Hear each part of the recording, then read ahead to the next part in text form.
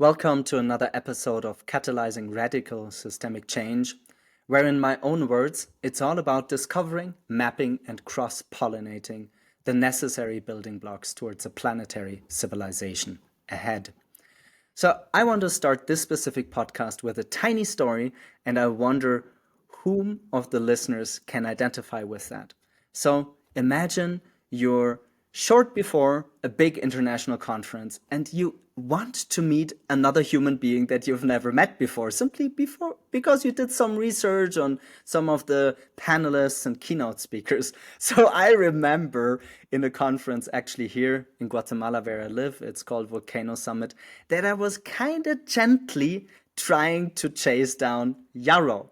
Yarrow Kraner is the founder of Hatch, and much like myself, I think he's driven, like many of us, certainly if you're listening into the podcast, like how can we birth, how can we hatch a planetary civilization ahead? And what's our unique purpose that binds us towards this like grandiose vision, right? Because I think we're really a threshold generation. I think it's our collective dharma that we need a seed initiatives, projects, and prototype that really try to build bridges in between, let's say, the crumbling extractive paradigm and a thriving future in peace, harmony, and abundance with all sentient beings on this planet. So, like always in my podcast, instead of me introducing my distinguished guests, so super grateful to meet you, Yarrow. I will always ask my guests two or three pivotal moments before we dive into the matter of the podcast. So, since we spent a fair amount of time together, I know that you're deeply committed for many decades. Do you remember a time, maybe as early as in your childhood or adolescence or later on? And can you sketch two or three of these episodes that make the people connect with the human being behind that virtual screen where we're recording and give them a felt sense and this expression like who you are and what made you build Hatch? Having said all of that, Yarrow, the floor is yours, and curious to listen into a couple of pivotal moments of your biography. Well, Alistair, thank you. And I do appreciate your tenacity and perseverance in tracking me down, because it has led to several fruitful conversations since, and probably, a lifetime ahead of us. There are definitely a few pretty significant inflection points that come to mind when you ask me that. One was I was raised by a single parent mom who left an abusive relationship, with 25 cents in her pocket and said she was going to the grocery store and never looked back, and put herself through her family's first college degree. We were in second, third, fourth grade living in houses that were getting condemned and demolished and bulldozed and subsidized, and people were donating homes to us while she was putting herself through her family's first college degree. And one of the students that lived in a home next to ours came over one day and took a photograph of us sitting on the steps. And I remember thinking, I wonder how that thing works. And I had a curiosity about that camera, and later my mom had saved up enough to buy me one, and that put me on a path of curiosity and discovery. And I started documenting my shortcuts to school and taking portraits of the crosswalk guards, and that led to a career in film and directing for some big projects way further down the line. But that was kind of like the first one that comes to mind when you think about that, is like, number one, just being raised by a single parent mom who was a bit of a warrior in her own right, and she was kind of my first hero, if you will, my first superhero when I started thinking about, people to admire and emulate. Superman, Batman, nope, my mom. And second, her first teaching job out of grad school was at the Rocky Boy Indian Reservation in Montana, where we moved, and I was there for 7th and 8th grade, and I was the only white kid in the school. And I got, beat up a lot. They called me Little Custard. And I kind of left there after 8th grade with a bit of a chip on my shoulder, lifting weights, and kind of mad at the world. And I ran into a bunch of those kids later and thought, that was my chance, because I'd kept growing and they'd stopped growing. I started walking down the hallway toward them and sort of asked the universe this question of, why do they hate me so much? And the moment I asked that question of the universe, it felt like a download. 200 years of betrayal and lying and hatred, and that question was answered. And I slowed my walk. I stopped and kind of looked up and saw those guys and said, "Good to see you," and kept walking, and recognized that I had been given sort of a unique opportunity as a white male, and which in ninth grade was, for me, that was kind of a moment of realizing that you could be another link in that chain of hatred or be something different, a solution or a bridge builder. And so that was kind of pivotal point number two. And the last point, each of these since have sort of come from asking this question, like a question of, whoever might be listening. And I kind of refer to it as asking the universe. And I moved to Los Angeles to go be a film director. I was convinced I was moving to the epicenter of creative genius. I'd be inspired every day.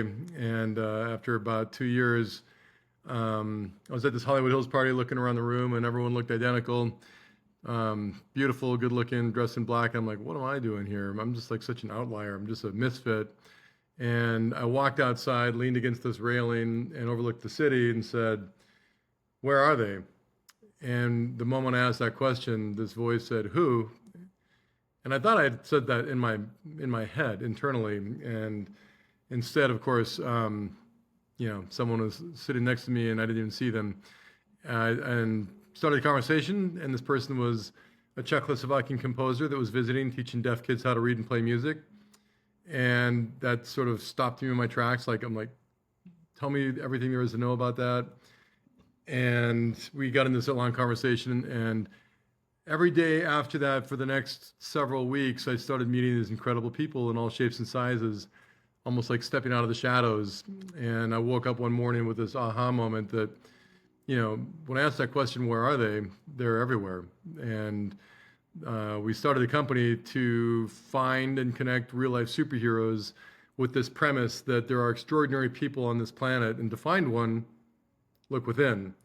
So we're all born with this superhero inside of us, and not all of us are given the opportunity or the invitation to think about who or what that is and how we might want to take that to the world.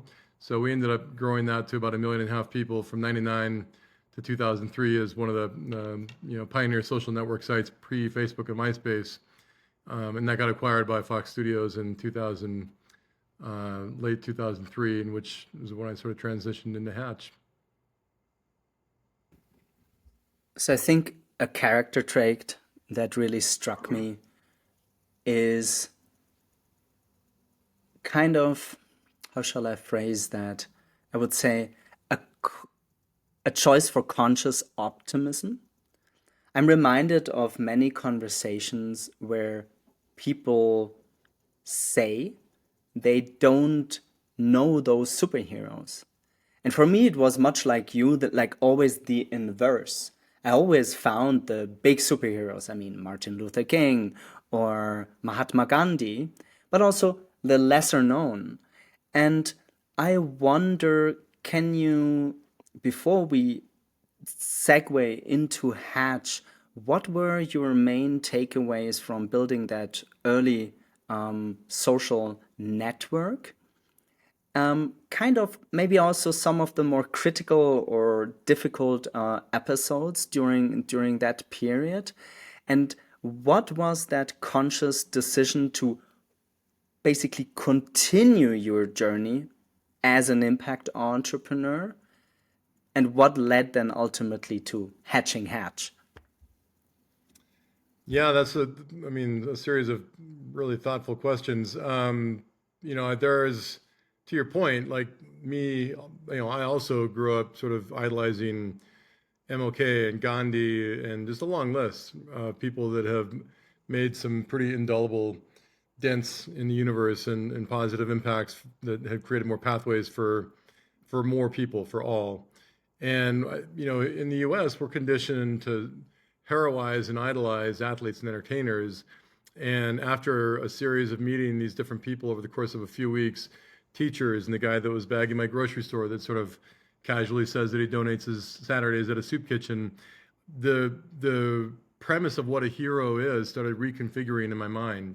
And I started thinking about like my single parent mom and people that have sort of, accomplished things against the odds. And, there's the analogy of, Sisyphus pushing that boulder up the mountain of impossible odds. And in my conversations, the more of these interesting stories that I began to meet, the scientist that was on the team to piece the ozone layer back together, like literally saving the world. Like the more of these people that I would meet, I would tell them of these other stories, and they would like a weight would be lifted, almost like a light would shine on them.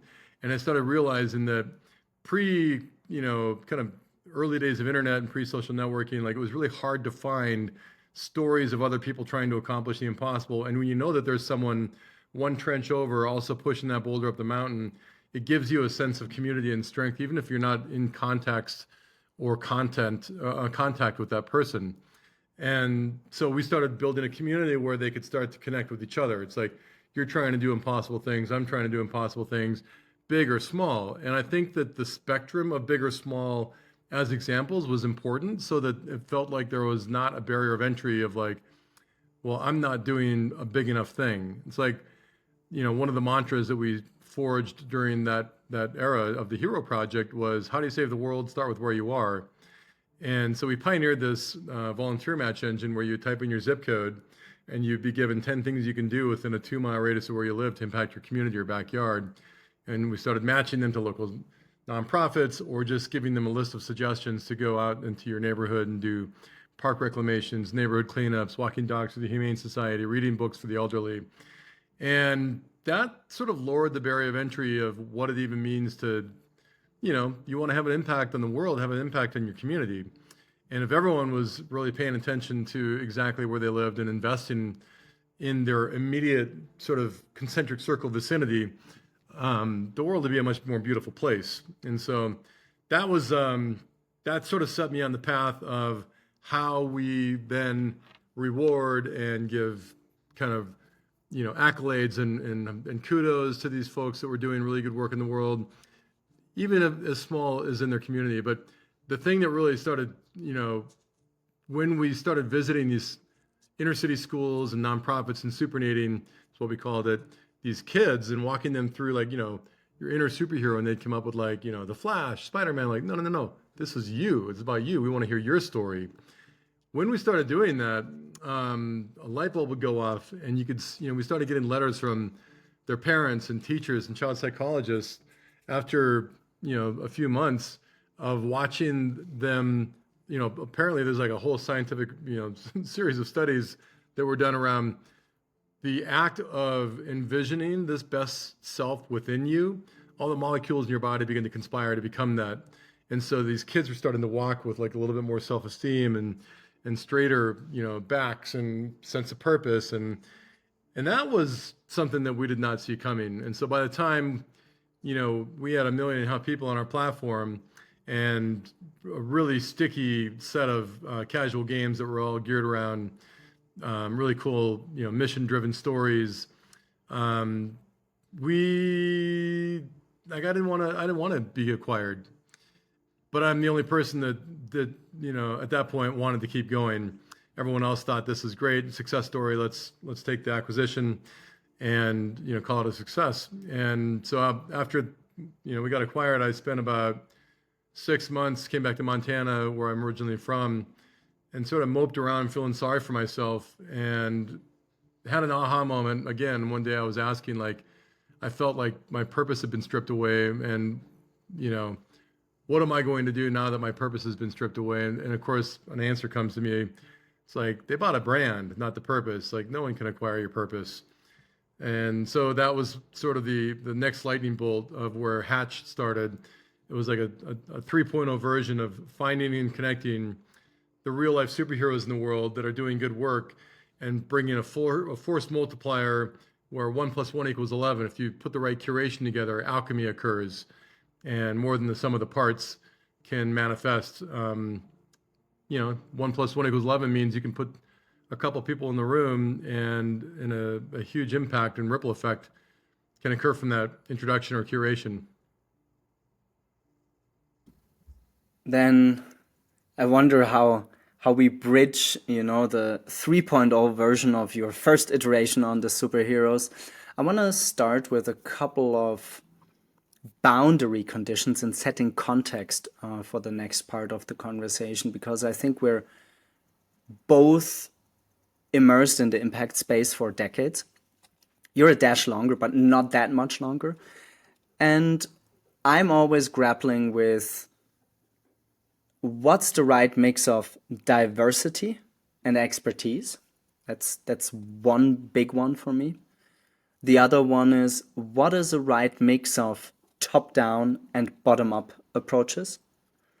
And the third one is, how can we build bridges in between those beautiful superheroes, experts, outstanding renegades that often have deep expertise in one field, where we sense, oh wow, translating these learnings or these accomplishments into other fields adjacent to them would have great ripple effects. But it seems we're both a couple of decades now into the impact game, which I think we both feel is like an infinite game.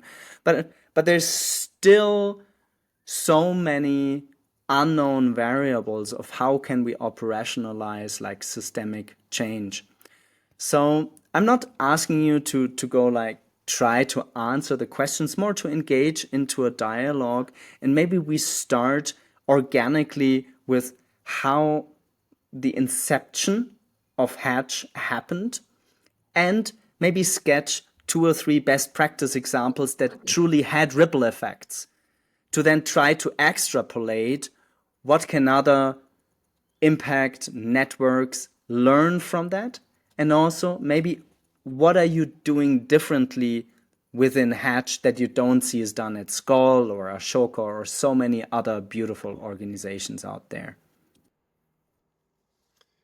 Yeah, indeed. I think you brought up a couple things. One is, the cross-pollination of diverse perspectives, and that's a cornerstone for Hatch. And so the transition for me of realizing that I wanted to continue to do the same work essentially was, finding and connecting real-life superheroes. And I realized that even the terminology sounds a little cliche, but the more I go find and meet these people, it's so relevant that I just have a hard time, like change maker, disruptor. I mean, you can call it whatever you are, whatever you want to, but it's not about comic books. It's about the people that are out there doing really good work in the world, in large scale and small. And so when we talk about cross-pollinating diversity, we've always found that if you put a bunch of people that look the same or have the same lived experience around a table trying to solve for a challenge, you're going to get a very predictable output of a solution for that challenge. But when you start to put, diverse perspectives and ethnicities and lived experience and industries and generations around a table, you get a lot more challenging notions and ideas, more why nots and what ifs. And that leads to more thoughtful answers to what's a solution to that challenge, which usually has less blind spots down the road, so they're more sustainable. And so in our case, you might find yourself sitting in between an astronaut and a pioneer of AI from, 25 years ago, a 17-year-old kid that's got 2 patents on turning human waste into electricity, a teacher, a farmer, a musician, a magician.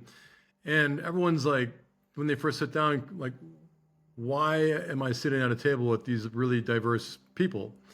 But as the conversation unfolds, you see each person's like leaning in and like, wow, that's interesting. You solved that in your industry by doing X. I can see an application for that in my industry by doing Y. And it sort of expands the muscle memory of your capacity in your mind of what's possible, right? And we're always trying to find people that have proven the impossible possible. Ironically, COVID was one of those instances in which, Alistair, if I had said, hey, every single industry in the world is going to grind to a halt in 8 days, you'd be like, you're crazy, that's impossible. And then when you see that happen, you're like, okay, what else is possible? Because now we've sort of proven that the impossible is possible. This is the era of moonshots. Like we need to be able to think really big, and in order to do that, we need, you know, 16, 17-year-old kids sitting at a table with 87-year-old Pulitzer Prize, Nobel Prize winners, having dialogue and conversation about what they're seeing in their own communities. And so that's like a real pure cornerstone for Hatch. There's two main lanes for anybody. I haven't really kind of explained what Hatch is yet, but Hatch is a global community. We're 20 years in. It's also sort of a set of there's a summits that happen each year where we curate 100 to 125 people at a time around solving large challenges, finding people that are already working in these lanes and putting them together, providing resources and surrounding them with accelerants and catalysts. And then there's Hatch Studios, which is where we get to deploy the alumni base, and that's what houses the impact labs. And so we've done a lot of impact labs over the last 10 to 15 years. Hatch has continued to evolve. We originally started as more of a kind of a front-facing conference, and then now it's a little bit more curated summit that's very specific around transformational change. It's systems change not only externally in the world but also internally. Systems change from the inside out, and a lot of people that are dedicated their lives to doing big systems change work, it's exhausting. And so offering community in a safe container where people can peel back those layers and kind of drop agenda and be vulnerable and share with each other to build those relationships, to accelerate that trust that leads to collaborations. That's really the best practices that we've found. Like we used to sort of focus on end result and impact.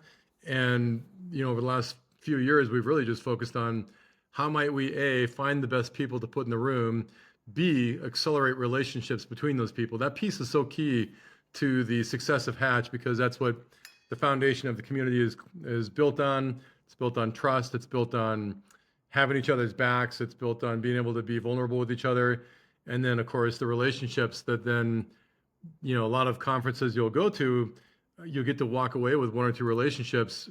In our instance, the way we curate and the exercises that we design, we want everyone to leave with sort of a new personal board of advisors, if you will. It's like we want, 15 to 25 people that you'll probably not know for the rest of your life. And that's, that's an ambitious goal each time.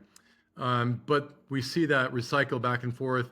Now you come through one cohort and then you get portaled into this larger community that's been built over 20 years. And so, there's a lot of best practices that I'd be happy to talk about. Right now we have a lot of friends within the Hatch community in Los Angeles that are suffering from losing homes and neighborhoods and communities, and something similar just happened in Asheville with really unexpected floods that unprecedented. Things are happening all over the world with climate and war, and so when we talk about Hatch being dedicated to focusing on emergent issues, those issues are becoming hard to ignore. They're so emergent that we stay up pretty late, a lot of our team, thinking about the acupuncture points for where we can find the most cascading effect by engaging in some of these large-scale problems, and who we might curate to bring to the table around those challenges. Even in the U.S. right now, we're facing a lot of division between polarized agendas, and that needs to be healed before the nation itself can be really productive as a whole. And regardless of whatever side you're on, there needs to be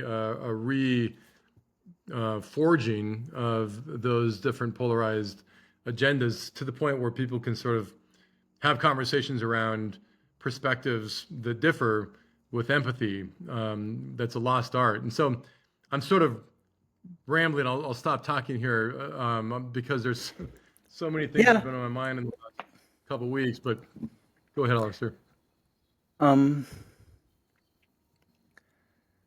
I wonder if it's really the right moment for the listeners to just pick 2 or 3 best practice examples.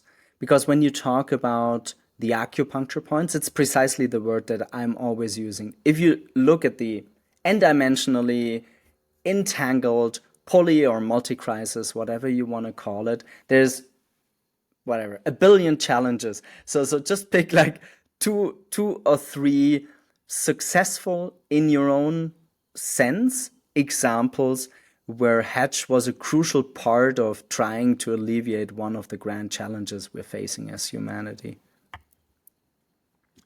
Certainly, yeah. I'll give a couple different examples. A couple of years ago, there was a lot of increased awareness around toxicity of microplastics in the water, in the oceans. The plastic finds itself, grinds up into these imperceptible beads, evaporates, precipitates, ends up in our bodies, creates cancers.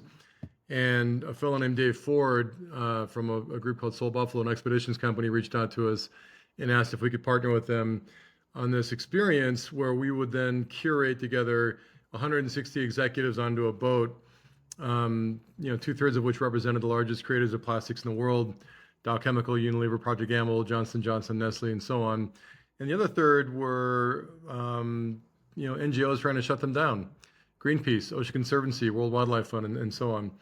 And the design challenge, leading up to it, in the months that we kind of mapped out this whole system of plastics and the people that would be on that boat and the folks that we wanted to go discover and invite, was like, is it possible to get these very opposed agendas to zoom out from their name, badge, and affiliation and organization and sort of consider this as a broader human challenge and not one that is attached to $300 billion of industry, supply chains, or just only the health of the earth, right? Like there's every different perspective is valid. How do you get them to sort of share empathy and understand as a human? And so we really just went through a series of exercises to, we led with science and data. We got people in the water. We sliced up in fish. We showed plastics in the fish. We had a lab on board. We had a cello start playing and a spoken word poet take people to 40 years in the future. And in this future, this problem has been solved. And now pick up a pen and write yourself a letter thanking yourself, this past self, about, and be very detailed about which part of the solution you played. What's that lever of power that you have proximity to? And by the way, we're going to collect these letters and send them to your family so your kids can read them. Like those moments were so powerful to witness that, suddenly people are starting to think about their own families and they're looking at their bosses and colleagues and saying, we thought we were doing so much, we're not doing near enough, we need to do more. And also start to look across the table at these opposed agendas and want to learn from each other. So that was a real pivotal moment for us. We took a lot of lessons from that. We've done some really interesting work where there's a lab and we did a hatch in Mexico a few years ago, and by introducing this incredible woman who is head of impact in ESG and social impact at SEAL Case, to another fellow named Dr. Victor Pineda, who was the head of World Enabled, and he was on Obama's advisory board for accessibility. Together, they made a commitment to follow up on the work that was started there and built out a blueprint for 100 inclusive and accessible cities that got adopted globally. There was another, example where we brought a small impact lab sprint within one of our summits that expanded beyond the summit and built out an authored student bill of rights, a bill of rights by and for students that got adopted by the second largest school district in the country in Los Angeles, and then scaled beyond that across the country to several other school districts. There's kind of really cool and unlikely collisions, like, a cellist meets a game designer and creates a game for critical thinking and problem solving that ended up on the front page of the New York Times. So these things that we don't really see coming, but are kind of one category. But then the impact labs that we get hired to do, like we did one last year with a group in DC around redesigning the child welfare system, and we've also partnered with a group of a dozen universities to reimagine the future of higher education to create more accessible on-ramps for marginalized communities. There's a long list that we could kind of keep moving through, but I get sort of geeked out on mapping these systems. We're doing one right now that will probably take, it'll be a few year long project, but it's reimagining democracy and governing in the United States that takes all into consideration and not just few. And that's a partnership with a group named PolicyLink, following up the work that Angela Glover Blackwell started 35 years ago, that Michael McAfee is now the CEO of, and Ashley Gardere is the president of. And it's just we're honored to be helping support the work that they're leading. The group of them are flying to Montana next week for an offsite mapping session. So these are the things that, we spend, hours and hours and hours kind of mapping out these systems and then finding curation points and acupuncture points around those curation points around those acupuncture points. Let me slow down a little bit. So what I get is the excitement and it being very multifaceted. Let's ask you a couple of counterintuitive questions. What are the boundary conditions of the ecosystem? Would there be requests for labs that you would not take? Are there certain problem spaces where you would not feel comfortable to gather around? Like almost like, you're doing impact investing and you exclude weapons industry, or since you have covered so many things in the last 20 years, is there any boundary condition of your own ecosystem, or would you truly say it's so open porous for whatever collective solution wants to arise through the diversity and the expert network you're open to serve? Well, our mission statement is to hatch a better world for all. And so that can be translated a lot of different ways, and it sounds a little ethereal. But when we say for all, you start dissecting it, and, the weapons industry, it's probably necessary for some protection, but that's not something that we're interested in. Like, we're really geared around, more social impact causes. Equity, climate crisis is impacting so many, especially marginalized communities. Education, there's a lot that we have deep aligned interests within, but there's definitely some parameters around the kinds of jobs that we have said yes to, and the kinds of jobs that we have, not said yes to. Then, since this sounds also positive, let's allow the readers, not the readers, the listeners, to also share maybe some of the more difficult parts. Because I know we were also meeting time and again in a pretty vulnerable space. I can start with just sketching to those relatively new to the impact community, is usually, even though you receive money, for example, for your labs, for whatever reason, the impact space is greatly underfunded, right? So after 20 years of continuously hatching new initiatives and you still being the source, the CEO, the main central node in the network behind, what are some of the more vulnerable tones you feel like sharing from your journey as an impact entrepreneur? Because I think it's one thing to incentivize people, to connect the superheroes, and to also try to build bridges into the hearts of other human beings to change career paths, to really make a difference. But it seems, for whatever reason, the path as an impact entrepreneur is a pretty arduous one. It's almost as if the people were asking you to work as a good entrepreneur, which is hustle and grind, plus the impact on top, right? So which is a very uneven calculation, because just the impact would be kind of the work of one human being, and just to build a for-purpose, for-profit purpose-driven engine and company is another one. So I want the two of us just to get like really honest in this conversation with what are you grappling with and what is the support that you need? The impact space is, it is challenging. And I think one of the things that I made an intention a few years ago to decentralize Hatch for me. Like it's, hit by a bus clause.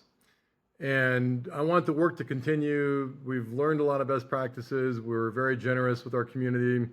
We try to create as accessible of entrance fees as possible. But at the same point in time, it's like I'm having a harder and harder time asking people in the social impact space to even come and cover their own lodging and food because they're already tired and stretched, right? So looking for brands or foundations to cover the work that we're doing that helps accelerate the work within their portfolios of these social impact entrepreneurs is my main goal. And eventually I want to also step back from CEO, bring someone who's built as more of a CEO. I'm very much motivated by vision and mission, and not necessarily like how are we charging for things. That's not my MO. But organizations need sustainability, and some of the work that we're doing for these large corporations shouldn't just be free services. They should be at a premium because it ends up making their end of year impact reports be the thing that everyone wants to sing about. And so I'm personally motivated right now to spend more time thinking about the development of these relationships with large entities and brands and foundations and also do a better job of telling the story of Hatch because when I remember I've had some conversations with brands in the past where they're like, what are the metrics? Like, we like to reach millions of people at once. I'm like, well, we don't reach millions of people at once. We reach, hundreds of people, but collectively that 100 has an aggregate reach of millions of people. Because if you have, a couple Grammy-winning musicians and Oscar-winning filmmakers and, founders of big tech companies in the room mixed in with social impact entrepreneurs and educators and farmers and sort of that wide swath of humanity, it's like, the aggregate reach is incredible, but it's a trickier story to tell. Almost, the term I think some use in the philanthropy space are intermediary, right? It's like Hatch becomes at that point sort of an intermediary. So we're finding it increasingly more difficult to, the way we even charge for a summit, which is a break-even model, is taking all the hard costs, 4 nights accommodations, 3 meals a day, all that stuff, dividing it between the people that will be there, adding a 15% margin on top. That 15% margin goes into a scholarship fund. So for anybody that raises their hand, say, I can't afford to go, every time someone registers, that 15% margin creates enough for a scholarship to bring someone in. And so, but that means that 5 people have to register for one scholarship to be accessible. And so that's the model that we've been using. We need a little bit more air cover than that so that we can scholarship 50% of the people that are going to be there because they're already working in spaces of scarcity. There's also people in the room that have had successful exits and have done quite well. And oftentimes we're really good at talent scouting. So we find people that are working on really interesting solutions. So there's a model there to be had in terms of building out an accelerator where investors can come get first look and meet these people and build relationships and then invest in those companies. That's happened at Hatch. We just haven't formalized it, but it's something that sort of, is frequent. Just to answer your question, it's like the more vulnerable piece of just being in social impact is how to create sustainable models. And that's where the Impact Labs, the Hatch Studios also began to get a little bit more formalized a few years ago. where it's a consultancy arm, and we have access to probably the most diverse talent group that I can even imagine. People that otherwise, like, you can't hire, but they'll come and work on a project if Hatch makes the phone call. And so we're lucky to have those arrows in our quiver. And now it's just about sort of how we can, amplify the messaging to know that this is even a possibility, that you can get this talented and diverse group of perspectives in a room to work on helping accelerate, big systems change organizations. When I was listening in, I was recognizing a pattern, right? That I recognize from many impact entrepreneurs, not excluding myself. So people that put impact and the people first and do not think so much about, let's say, the business model and metrics. But for whatever reason, right, the world is built around metrics and business models. So when I look at the more newer type strategy consulting companies out there, certainly that I know of in Europe, but also some in the US, it seems they're also using very innovative formats. So I'm curious, from your journey of the last years to the point now and where you want to go forward, is like, what are some concrete strategies to move from, let's say, Hatch as it was organically formed towards the more internal process of trying to professionalize, finding the right business models, or maybe focusing more on the consulting side of things? Because I think it can't be the only solution to ask for philanthropic money out there, to give more slack, let's say, on the conference side or so. I really think that this for purpose, for profit, I'm a strong favor of this like hybrid business models, like impact entrepreneurship. So yeah, just curious to lean in where you see that way forward. And the way that I often do that is a Horizon 1, 2, 3 framework. So just realistically, like, okay, Hatch in a year, a 3 to 5 year horizon, and then looking into the crystal ball of what may be really the big picture, what can arise out of Hatch. I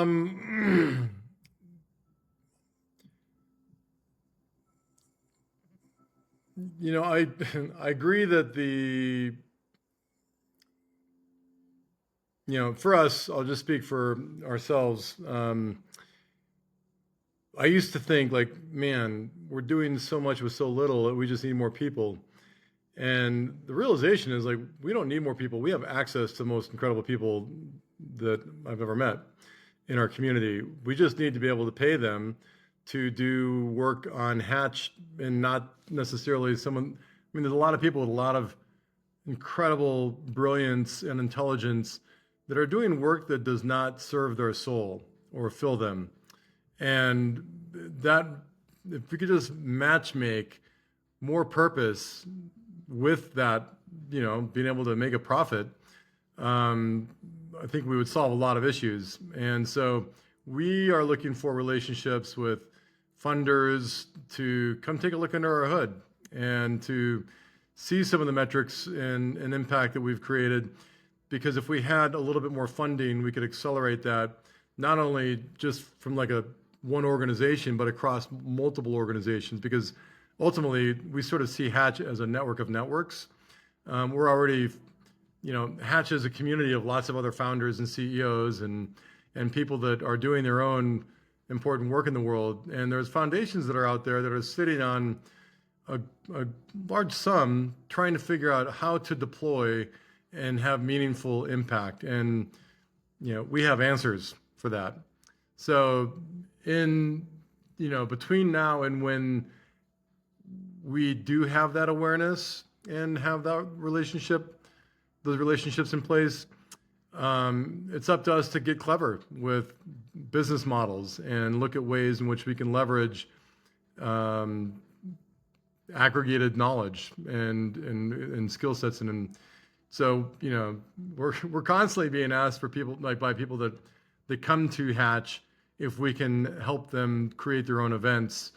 And we've done that, right? Like, but also I don't want to be an event producer like we're a little bit more keyed in on specific outcomes, to what end, like yes, and why, and to what end. And so, I encourage anyone who's in the nonprofit sector to have an offsite with people that you love and respect, who you look up to and are brilliant business people, and kind of look it inside out, like turn your organization upside down and all around and try to figure out where the unique value propositions are and what's monetizable. So that's what we did. Like our secret sauce is our community of incredible humans, and that's why we started the Impact Labs. It was like, how can we? I kind of view it as a reverse prism. Like, a prism is like you shine a white light through it and a spectrum comes out the other side. Hatch is like pulling that spectrum through and focusing it as a laser beam on a challenge. If you ever held a magnifying glass up to the sun on a piece of paper, you can burn a hole right through it, and that's the focusing effect. So that's another kind of analogy by which I view this community. I think I want to end the episode with both of us taking a bold look into the crystal ball of 10 years and beyond. I believe that new ways of building business model, of harnessing collective intelligence, the hashtag AI, but more like small agent-centric models, can create new opportunities for networks of experts and impact entrepreneurs, specifically when it comes towards amalgamating and uniting all these different perspectives that you have gathered in the last 20 years. That's certainly a hope and a wish, and I know I'm involved in a couple of endeavors that are going down that route, and with some of them I already introduced you to.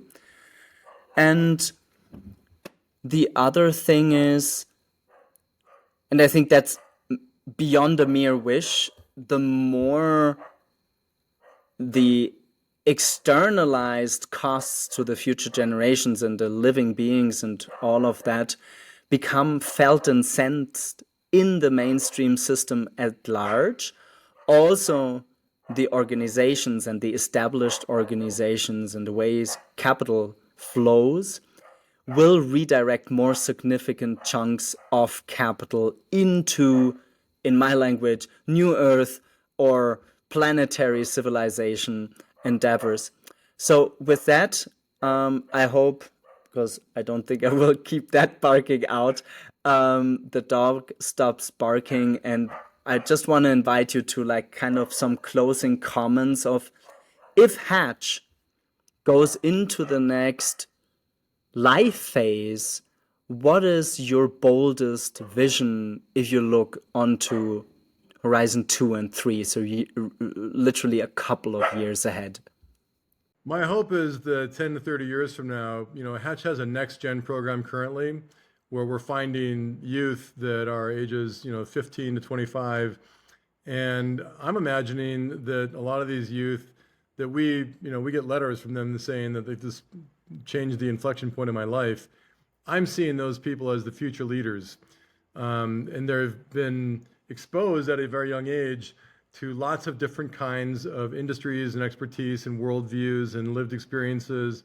And they will be leaders of our, governments and private sectors and so on, 10, 15, 20 years from now. My hope is that by that point in time, Hatch also has physical spaces, training centers that are teaching more of the next gen and scaling that into leadership programs that were